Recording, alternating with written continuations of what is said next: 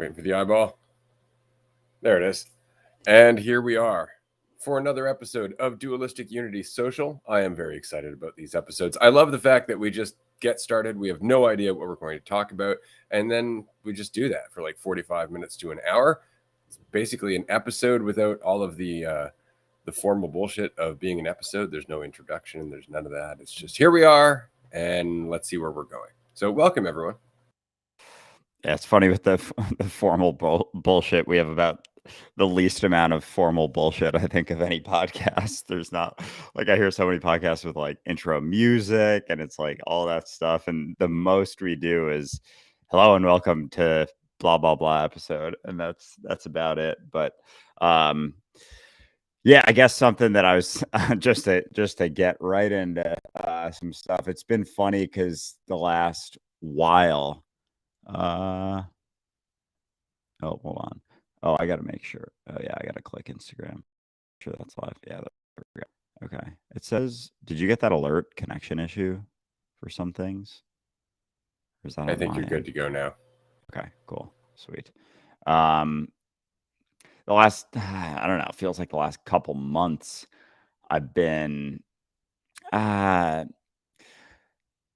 was gonna say like caught in my idea of myself a lot and in and out of it and kind of in like a fog, but then there's like a negative connotation to that. And I don't mean for it to come across in that way. There's like a benefit to being in it. But recently I've had a lot more moments of clarity, and especially when I smoke a little bit. And so last night it was like really clear, like just feeling like I'm everything and not having, and it's really just not making assumptions about things, like settling upon ideas of things is all it is. And so it's always right there, but it's interesting to be in and out of it. And it's actually been, I think, really beneficial to not be in a spot of clarity for a while, because I had this underlying feeling like that was better than not being clear. And so it's just been interesting, like my perspective on that, having more moments of clarity now, because I feel like it's been fucking a while. And it's funny when you're like in it, and I don't even know how to say it without sounding crazy, but when you're in it, there's not, it's like you're seeing it for the first time, but there's also a feeling like, how have I been like quote unquote lost for this long? But it's not lost. And this is like the perspective. This is the benefit for me recently, was that it's no longer this idea of being lost versus not being lost. It's just they're both equal options. And I think that's the biggest thing, is that it's not just going towards this one thing. It's like there's just more options on the table. Whereas when I was younger, there were fewer options, but those options that were there back then are still here now. There's just more. There's just more potential ways of seeing things, and there are consequences to buying into bullshit illusions, but it's not, it doesn't mean it's bad. And I think that's what I used to think of it as, was like that was bad to do, whereas now it's just another option. But you're feel a little freer, less concerned when you don't heavily buy into or invest in the idea of yourself. Yeah, I think it's easy to forget that a lot of our perception is based on the experience, and or rather our opinion of the experience that we've been having up until that point. And so if you're caught in your idea of yourself, like if you're really caught in your idea of yourself, which is generally where we end up by the time we're like mid-20s or so, we experience a bunch of consequence. We're trying to be something. We don't feel like we're enough. There's anxiety and pressure and stress, and we're trying to figure out, what's the right routine to have in the day? What's going to make me the happiest and most fulfilled human being, and all of that stuff. And so we start to get this idea that once we're there, we're going to be happy. And we forget that, it's where you are actually. It's doing what you're doing. And the only way to get good at doing what you're doing and to be where you are is to go through all the different variations of what you're doing and where you are. And that's the up and down process. And so, question that came to mind was, you don't judge yourself for going to sleep, do you? But Say that again. What you is sleep? you don't judge yourself for going to sleep at night. No. Well, why would you judge yourself for going into, basically like a waking sleep? Because that's what you're doing. You're going into kind of a dream that is in your head. You're going into this fictitious reality of the narrative you've created. And so you're disconnecting from reality a little bit. But you do that when you go to sleep and you dream. There's nothing wrong with that. It's just recognizing that sometimes you need to do that to process some information. Sometimes you're doing that because reality itself is just too much for you. You need a break, need a bit of a rest, need to recoup a little bit, And so we use our thoughts, we use our narratives, we use our illusions, as it were, kind of as a buffer or a governor for the intensity of what we are all the time. Right? We just don't necessarily look at it that way. But yeah, at first you're like, I got to be clear and conscious all the time. It's like, right, but try playing with your child that way. Right? Because they want to play, they want to pretend. And guess what? They're pretending things that aren't real. And they're having a great time doing it. So what's your issue?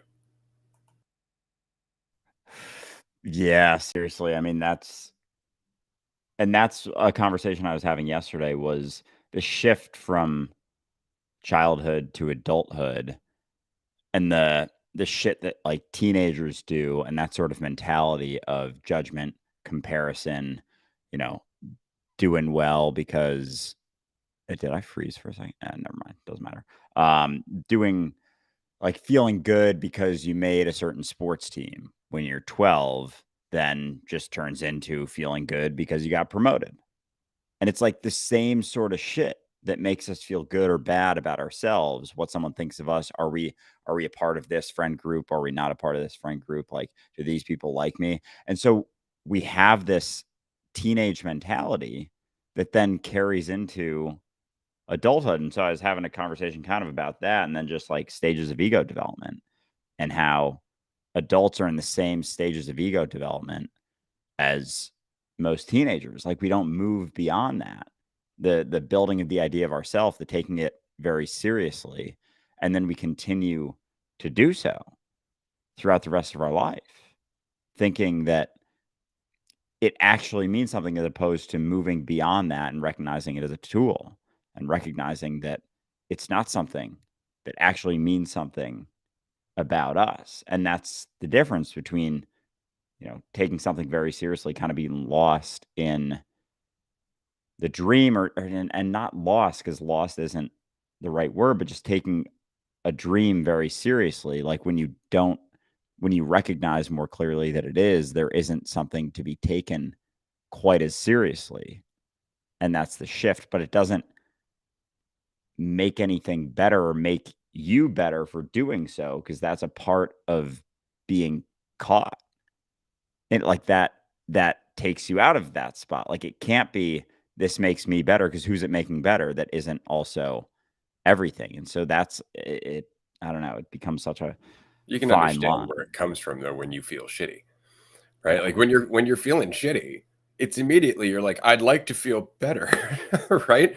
And that's the thing. You don't ever think to yourself, right, but this is shittier because I'm reacting to it. This is actually getting more shitty because of my perception of it being shitty, and my perception that I can't get through it, or I don't like it, or that it's going to be difficult and all that. And what you end up finding is all of these opinions and preferences that you have that's actually making it shittier than it has to be. Whereas if you let them go, it's just what it is. It's just what it is. You're going through something. Like the idea of being confused, all right? Or it's like I'm not in a state of clarity. We describe it that way because it's the only way that makes sense compared to how we feel when we are in that quote unquote state of clarity.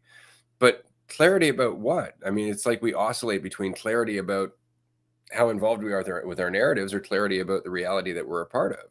Like, getting lost in your illusions means you're still, in clarity. It's just that you're distracted. You're focused on something. You are clearly distracted, right? Like, you're still there. You're just invested in things that you think are important. And so everything is twisted by that, right? What happens? It's not that we suddenly gain clarity. It's that we start letting go of the shit we're distracted by.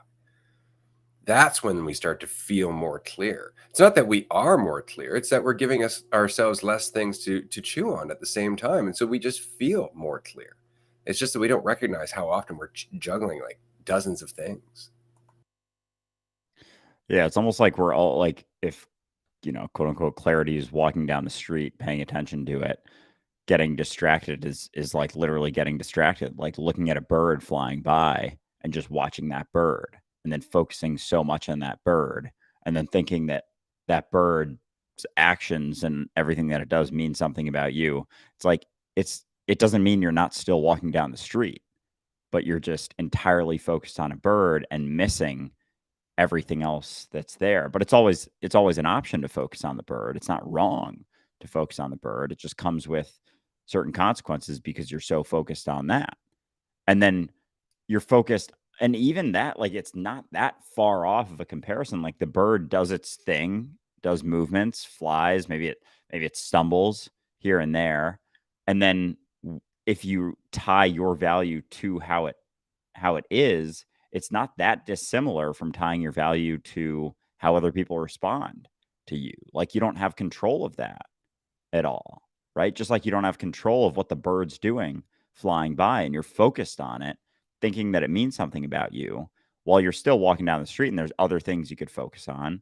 There's a street you could focus on. You could think about something else, but it's like everyone's walking down the street focusing on a bird, thinking that it means something about them, and forgetting that there's still walking down the street and there's just other options. There's not better or worse things to do.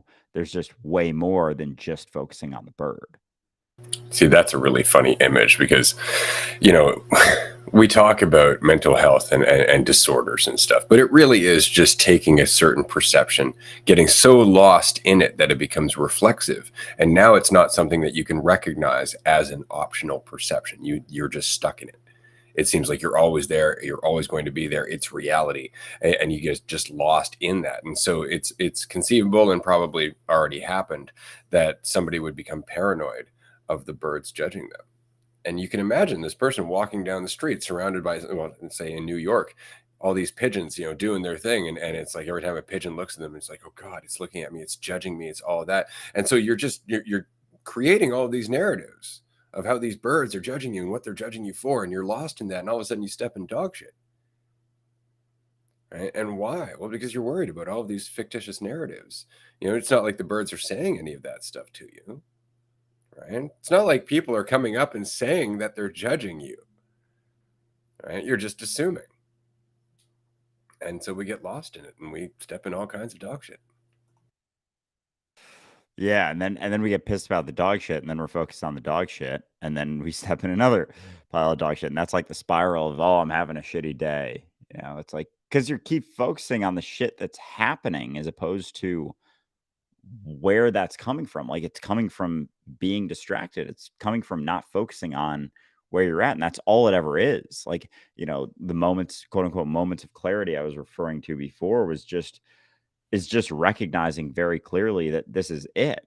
Like, this right now is the extent of everything happening, and it always is.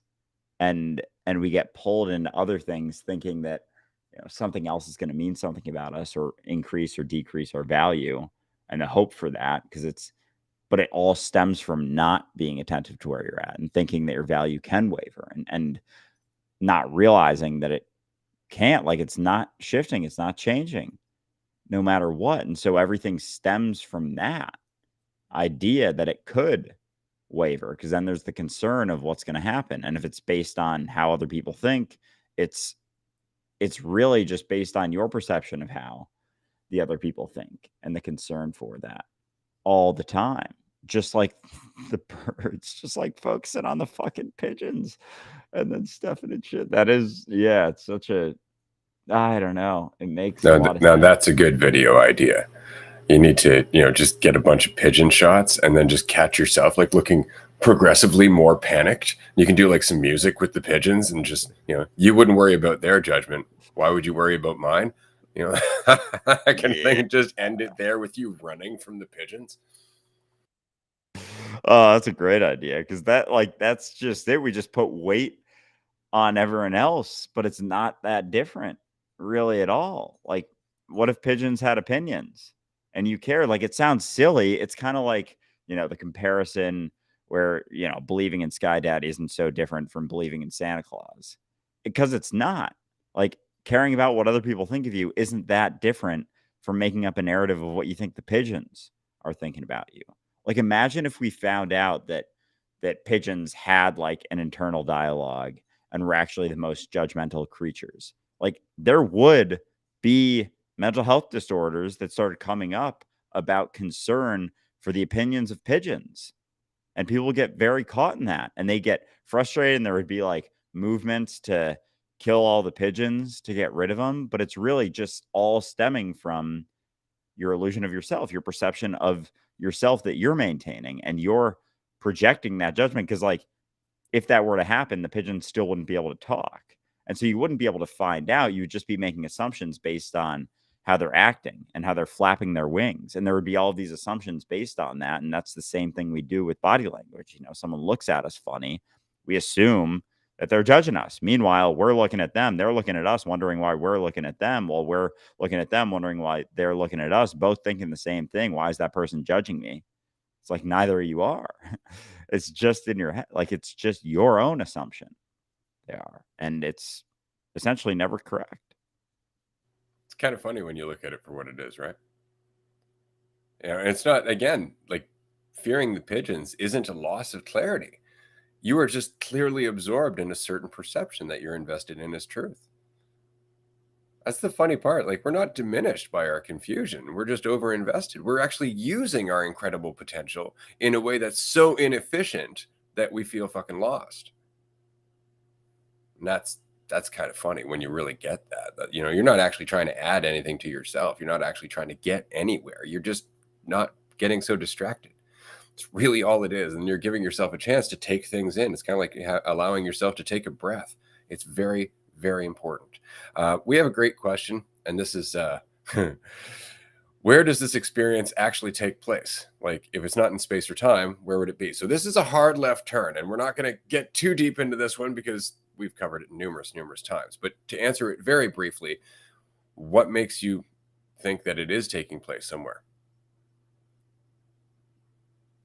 Aside from the fact that that really isn't satisfying to your brain. Your brain's like, but answer. No. That reminds me of a conversation I had with one of my good friends like last year at some point. We were talking about how space is infinite. And he was just like, no, there just has to be an edge. There just has to be an edge. And I was like, all right, well then what's on the other side of the edge? It's like, it's like not space on the other side. And I'm like, what? What does that even mean? He's like, man, I don't know. I just don't want to think that. And that's what it got to. And I was like, I know, because we can't conceptualize that. We can't conceptualize eternity. We can't conceptualize the infinite nature of space. And it's just our desire for it not to be that way. It's just like, no, I don't want it to be that way.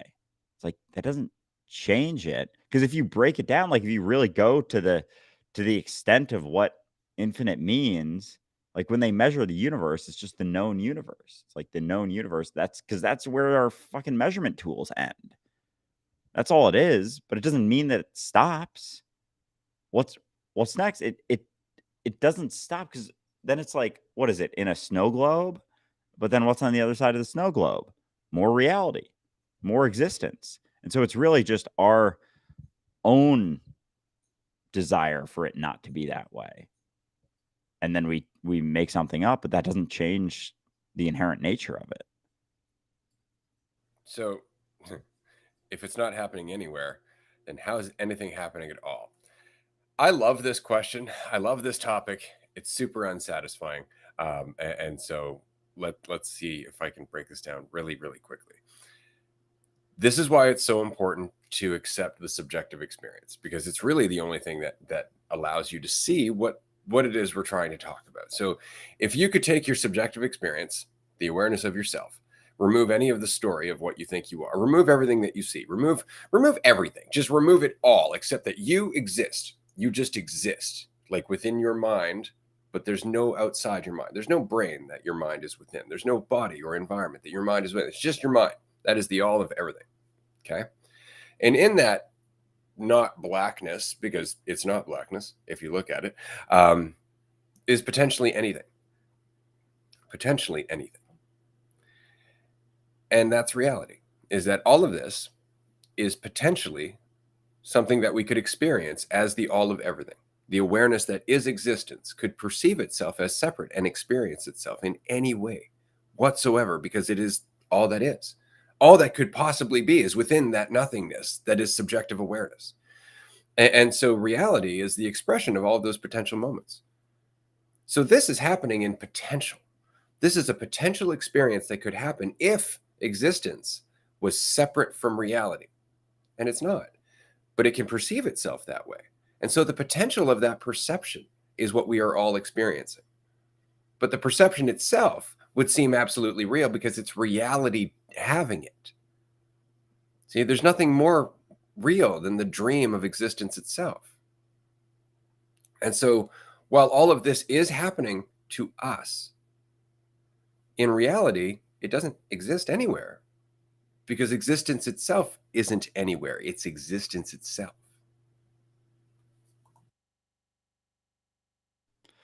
Yeah. And because I can hear someone say, like, having a response to that and just be like, well, you don't know that. And it's just because they're not willing to actually look at it, right? Like, It's the refusal to be alone. That's the thing, is that to get it to see what I was saying about the subjective experience, you have to be willing to let go of everything I was saying, let go of. And most people can't. They're just too terrified. They're like, no, human in the world, born in this year with my name and social insurance number or social security number or whatever that is. And it's just, we've got so much narrative. It's so hard to sit back from that. So we are already experiencing existence. Like, this is it. Well, this is one facet of it. You are all of existence, and everything that is possible is here and now, but it's expressed as all of the possible here and now. This is why the universe is so goddamn big, and it lasts for eternity. And this is just, again, one sequence of events that we call the universe. Eternity is forever. So regardless if the universe is 13.7 billion years old, or now apparently they might be wrong on that calculation. God, I love that shit. That it might actually be 27 billion years old because the rate of decay of the speed and blah, blah, blah, blah, blah, blah, blah. Point is that if you take all of those billions of years on a timeline of eternity, it disappears. Which means that this universe could have been and gone, been and gone, been and gone, been and gone countless times, and has. Because eternity is a long goddamn time. Because there is no such thing as non-existence. and so the willingness to let go comes down to, as you said, being like the willingness to be alone, the willingness to let go of other people. And so this is this is how I was feeling last night, and just talking, having some conversations about it. It's funny because, like, I feel kind of different when I'm in that spot. There's like it's not like intensity in the sense of seriousness, but just intensity in that, like, my voice is coming from a different place than it normally is, in a sense. And, like, I'm pretty sure my eyes, like, I don't know, dilate or something. Like, because the people I was talking to, they were saying, like, "You sound kinda different right now, and you look different right now." Like, they straight up said I look different, and I was like, "In what sense?" And they Your couldn't eyes really. widen, you're more enthusiastic, your voice isn't quite so hesitant. There's just a lack of barrier, there's a lack of filter. And we're so not used to that because most of us live within such a giant filter. It's the reason we suffer through social anxiety. It's the reason that we go through, all of this paranoia about doing the right thing or the wrong thing or all that stuff. And all of that, it's like wearing this really thick fucking cloak. And so when we're talking to people, they barely hear us. Like they'll hear the muffled version of us, like we're coming from behind something, right? Instead, you're like, hey, how's it going? And your eyes are wide and you're fully awake and you're enjoying yourself and you're not all lost and feeling sorry for yourself and all this other stuff. And so they're just like, whoa. And it just catches them off guard. And it's just because they're so used to you being afraid. Yeah, it's so interesting because it really is. There isn't like a second guessing of anything. As you said, like the hesitancy isn't there, the concern isn't there. And so it's interesting, like with that, when you feel that way, when you feel very clear and it's just a lack of concern, and it's through like they all kind of tie together in that if it's all just you, there's no one else to look at, to be concerned about, because you realize like the only concerns you're holding on to are your own concerns and your own judgments of yourself all the time. We're just using other people as excuses for those things, saying, oh, they're judging me. Oh, I'm afraid of them judging me. It's like you're just afraid of yourself judging you. And you don't want to admit that it's just you judging yourself. So you push it onto other people. You create narratives about other people. And because with judgment, especially, like when you look at it, you can see that most people aren't doing it. And those who are dealing with their own shit. Like there's very few people who are overly judgmental and assholes about things, like making fun of people who aren't insecure. Like it's very, very, very uncommon. And it's almost like if they are, they're insecure. So it's almost never that way.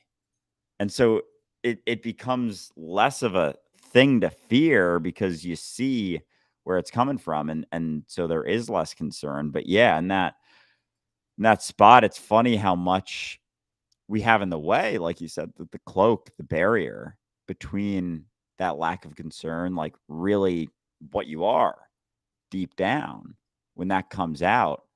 But I found it's just so interesting that I was told that I looked different, and they're like, something just changed. And I was feeling everything like very fucking intensely. And I was talking a bunch, and just there was not even like a thought crossing my mind, basically. And it was, yeah, it was very interesting. Well, I encourage anybody watching this to go back and check out Andrew's original podcast, the Andrew Murnane podcast, and you can check it out on his YouTube channel. The reason I say that is because not just listening to his voice, but watch his body language, watch his face when he's talking, and then go and check out some of the most recent episodes on Dualistic Unity and watch the difference. All that's changed is that he is more fluidly himself. That's all that's changed, is that he's not stopping himself from using his hands when he talks. He's not stopping himself from emoting when he's feeling something. And when he feels confused about something, he stops. He's like, well, now that's interesting, rather than just trying to gloss over it because he's insecure. Like all of that shit's gone. And as a result, he seems like a totally different person. And you do. And as much as you may have physically changed, there's more than that. It really is the animation of your face. It really is just how alive you really are, and how much you're willing to express that. It changes so much. It really does. And this is why I've run into people from my past and they're like, you are Ray, right?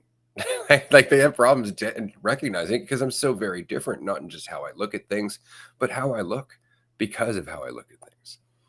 We have a quick follow-up here. If all possible moments are simultaneously happening, then why am I only experiencing just this character? And do I experience this character again or only once? So two-part answer. One, this character exists forever as a potential. That's the whole point. The potential moments that you've experienced always exist in potential. And your particular variation of experiences, your timeline, this version of you, always exists. Every version of you always exists, always in potential. And so, therefore, somewhere within space and time.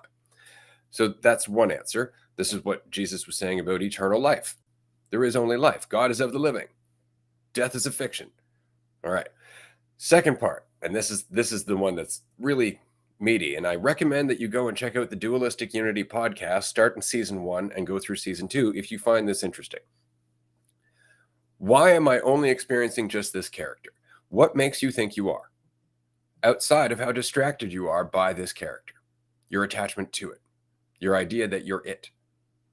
What makes you think that you are just the body you identify with? Outside of just familiar habit and possibly, wanting some sense of certainty. What if you're more than that? What if your idea of yourself isn't the truth? And we know it's not. So everything that you're wrestling with right now is largely a result of the illusions that you're still largely invested in. So if you want to let go of all that, you can. It's just by questioning those assumptions, like even what we mean by being human.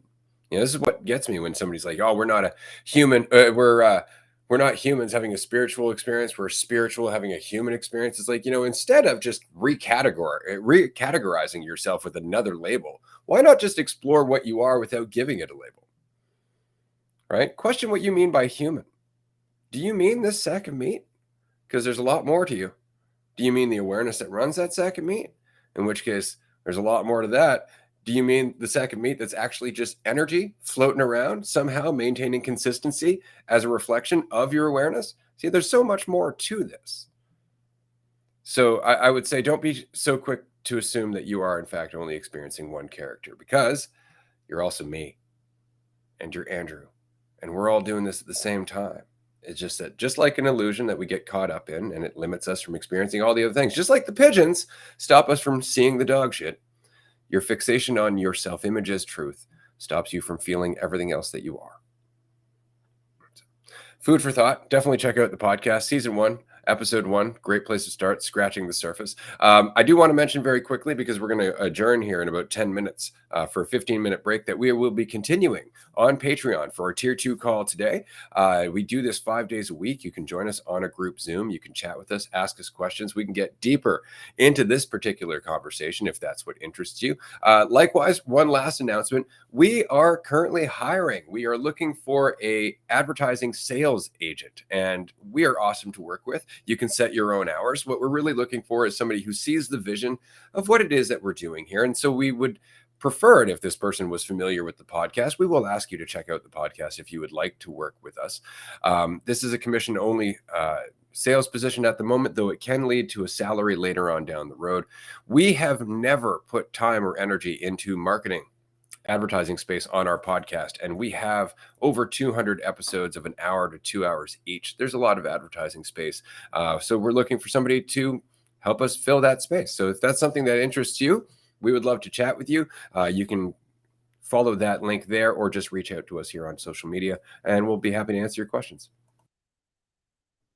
Yeah, absolutely. That'll be fun. Already got some people in the works with that, but there's not a cap to how many people we're working with on that. So yeah, definitely if you got any experience there, or if you're just enthusiastic about the conversation and want to get into some sales type work, then it's a spot for it. But in regards to the assumption that I'm only experiencing this right now, like I think a lot of it comes from our idea of control as well. But it's such a limited idea of control too. Like we think that, oh, I can move this arm. It's like, if you think that's what you are, then who's moving it? Like if you are the arm, who's moving the arm? It's like, I am. Yeah. So you're not also the arm. And it's like all of the internal mechanisms of our body, the beating of your heart, the digesting of your food, the growing of hair, the growing of your nails, all of those things, the healing of wounds. When you get a cut, it just heals. Are you doing that? Like, are you focusing, if you cut your arm and like looking at it for 4 days straight, saying heal, heal, heal? No, of course not. Are you like when your heart's beating right now? Are you thinking heartbeat, heartbeat, heartbeat, heartbeat? You eat some food. All right, time to digest, digest, digest. It's like, no, that's not your focus. So is that you doing it, or is it just what's happening? What's going on? And could it be that you don't really have the control that you think. And it's similar. I mean, it's the same as recognizing a leaf, recognizing that it's the tree. It's still the leaf, but that's not all it is. It's like, and we get, on the side of like the non-dual philosophizers and the non-dual teachers pushing the whole narrative, like there is no me, there is no me, there is no me. And it's like, yeah, there is. You're it. It's just not the limited idea that you think it is. It's like you're still you. Like this whole meat suit body is still a component of you. It's just not the all and everything of what you are. It's just a component, because you're everything. You're me right now. You're Ray right now. You're just very, very invested in the leaf that you think you are. But it's the entire tree. You're the whole fucking tree with the roots and the branches, and then, all the space around it, and fucking everything. But for the example of the tree, like just because a leaf thinks it's just a leaf doesn't mean it's not also the entire tree. And that's the recognition, is that it's the entire tree. Like you're the entire tree perceiving itself as a leaf. And when you dig into the whole control mechanism of control, like there's things that we can do, there's functions that we can have as a mechanism of evolution and whatnot. But an example is, you feel like you're moving your arm, but you're not moving your arm hair. Like you can't move that if you wanted to, right? So it's a component of the function of what we are. But just because you're doing that doesn't mean you're not also doing everything else. It's just your investment in that idea, thinking that you're just that, and the whole idea that comes with it, and the narrative and the story that you tell yourself constantly, that you're bringing into each and every moment. But as that falls away, as you start to question that, as you start to realize, like, oh, maybe that story is kind of bullshit. It's based on a lot of assumptions. There's very little evidence of it. It's like it starts to fall apart a little bit. It starts to crack. And through that, you can start to realize, like, okay, well, if I'm not that, then what am I? And as long as you remain curious and don't settle on something else, you get to that recognition. You get to the realization that you're the tree. Like that's where this conversation is where questioning goes. Like if you're willing to question without settling upon an answer because it's uncomfortable to keep going, like you get to the recognition of being everything for eternity. Because it's what's left. It's what you are. Like the recognition that your reality is what's left beyond all of the assumptions that you're making. You're just making a fuckload of assumptions.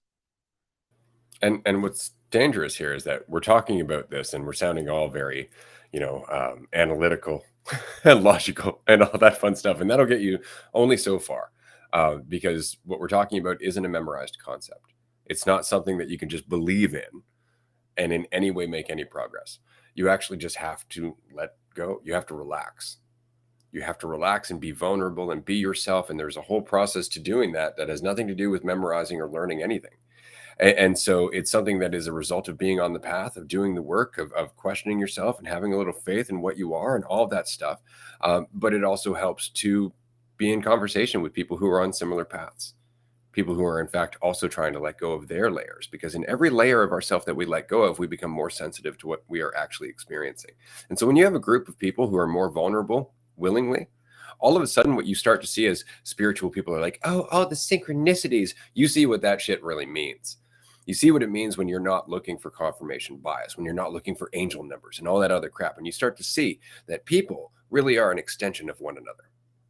We mirror each other in a way that is seamless and just obvious, but you cannot see that while you're looking for it, while you're trying to be spiritual, while you're trying to be aware, while you're trying to be conscious, you're trying to get enlightened or any of that crap. It just gets in the way.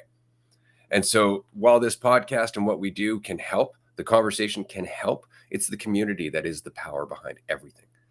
It's the fact that you on your path are the exact person that somebody else on this path needs to talk to exactly when they run across you.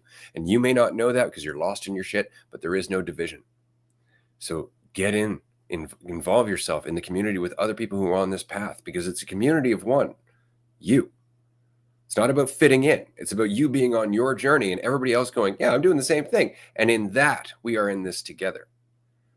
So if you want to experience a little bit more of this, not just the conversation, but the experience itself, jump in the community. We have a Discord of over 800 members right now. It's totally free to join. There's conversations happening all the time. If you can't do that, or if you want to go a little further, join us on a group Zoom. As I said, we have a Patreon page where you can join us 5 days a week. We also do a free public group every Wednesday at 6 p.m. Eastern time. You can find that on the website. I'll throw the QR code for our 7-day free trial on Patreon here on the screen. 5 days a week, we chat, and in these chats we just learn to relax, be ourselves, question ourselves, be a little vulnerable. Sometimes people join, they don't feel like talking, and then all of a sudden 3 weeks later they're talking a little bit, and all of a sudden 2 months later they're on the screen all the time, leading groups, possibly in their own town. It's fantastic. It's really, really inspiring. And then on top of all that, you can go the extra distance if you really want to be physically present with these people and talk to them in real time and let go of this electronic buffer that we're experiencing. You can come to any one of our retreats, any one of our events. We have our largest retreat coming up on November 11th in the Netherlands. There's going to be 40 people here, all in all. 34 community members, Andrew, myself, people who are helping us out. This is going to be an intensely eye-opening experience, just for the fact that, again, it's not about us learning anything or teaching anything, but actually watching ourselves in motion when we get our idea of ourselves out of the way and allow ourselves to witness it. So there's a lot of exciting stuff happening. If you can get involved, we'd love to see you. But aside from that, join us on Patreon. Oh yeah, and all those experiences too. I know we're wrapping up in a few seconds here, but it's really a spot where people are recognizing that their own judgments stem from their judgments of themselves, and so there's very little judgment of anything because everyone's catching it in themselves, and so it's a very open, free environment to work through things. And another thing I was talking about yesterday with someone was just how everyone has shit like under the surface. And when you relax, it kind of opens up all the layers that have been suppressing that shit. And so the relaxation opens up those things. And so that's what makes the retreats and even Patreon calls as intense as they are. Like it's a great time and it's relaxing. But at the same time, like you're working through stuff that's actually going to have impact on your life. Like, sure, we could have a retreat where we all just like watch TV all day and just kind of like have a fun time and but don't actually look within at all. And so we do our best to strike a balance with no agenda whatsoever and just open up the floor to people doing what they want and working through things they want and like really being free in yourself in the least judgmental environment ever. So all that's left is you looking at your shit. And as you do, it's like the benefits of the retreats is as relaxing and great of an environment as they are, like the impacts carry with you through your life. It's not just this siloed week long or long weekend experience. It's like it shifts the way you go back to your life. And that's the real beauty of them is the shift that you start to see. And then, we got Patreon, so we can all chat about it after the retreats as well. And that's always a blast. Yeah, exactly. And just somebody was saying, I've got a bunch of questions. I'd love for you to answer them. We'd love to answer them. Join us on Patreon or join us in one of the free groups or join us on one of our Dualistic Unity Raw episodes that we record every Sunday, Monday, and Tuesday. We are always here. So thank you so much for joining us, everyone. We're going to shut down here, take a small break, and we will see you on Patreon in about 15 minutes.